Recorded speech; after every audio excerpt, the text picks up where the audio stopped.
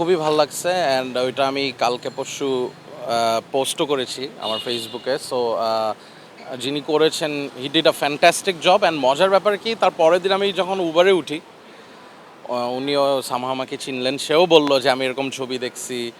পরের দিনও আমি একটা জায়গায় রেস্টুরেন্টে না কই গেলাম, সেখানেও একজন বলতেছে। তো সবাই এটা খুব পছন্দ করতেছে, সো খুব ভালো লাগতেছে। অ্যান্ড আমি তো আবার গেমিং ফ্যান, তো আমার কাছে এটা জিটি এর কথা খুব মনে পড়ছে। জিটি একটা গেম আছে, সো আমার জন্য এটা আসলে অনেক মানে খুবই প্রাউড হওয়ার একটা মোমেন্ট ছিল যে সবাই এত ভালোবাসা দিচ্ছে। যেখানেই যাচ্ছি সবাই এটার ব্যাপারে জিজ্ঞেস করছে যে এই ব্যাপারটা কী। সো এটা আসলে হঠাৎ করে আসে, সো সবাই আমাকে ট্যাগ করা শুরু করে, তখন আর কি আমি দেখি। So it is very viral. And আমি বিশ্বাস করি আমার বাবা প্রতি বছরে কোনো না কোনো কিছু দিয়ে একটা ভাইরাল কিছু হয়। সো উনি এত বছর পরেও যে সবার সামনে এখনও বেঁচে আছে বলতে গেলে, এটা আমার জন্য অনেক বড় ব্যাপার। এটা আসলে খুবই ইন্সপায়ারিং একটা জিনিস। আমার মনে হয় কি, আমরাও যারা মিউজিশিয়ান, আমরাও চাই যে বছর পর বছর আমাদেরও যেন এইভাবে মনে রাখতে পারে। তো এটা আমি ইন্সপিরেশন হিসাবে নেই যে এত বছর পরেও যে তাকে মনে রাখে।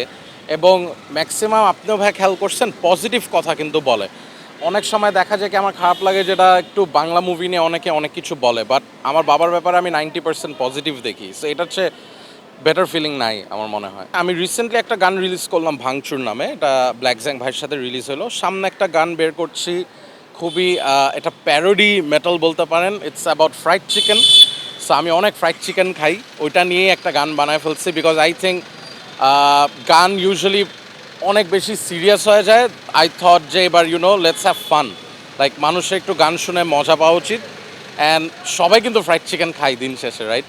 সো কেন জানি মনে হলো এটা নিয়ে একটা গান লেখা ফেলাই। So I think it's gonna come out এই জুন মাসেই চলে আসবে। টার্গেট করে ওইভাবে বানাই না, বাট আপনি যেহেতু টার্গেট বললেনই, আমার মনে হয় আমাদের যেই মেটাল ফ্যান বেসটা আছে রাইট নাও, 16 বছর থেকে 24 বছর পর্যন্ত একটু লিসেনারটা বেশি।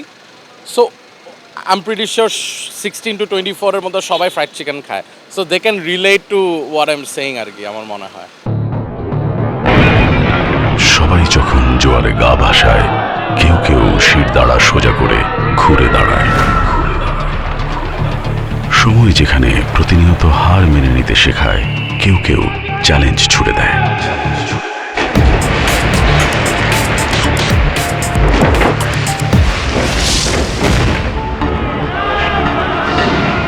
পক্ষপাতের ভিড়ে আজ থেকে কোনো পক্ষ নয়, খবর হবে নিরপেক্ষ।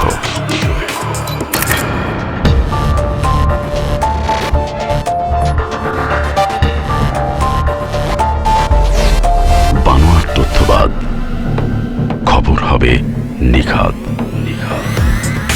ভেঙে গুজবের শিক, খবর হবে নির্ভীক। এলো মুক্ত চিন্তার স্বাধীন দৈনিক খবরের কাগজ। এখন খবর হবে নিখাত, নির্ভীক, নিরপেক্ষ।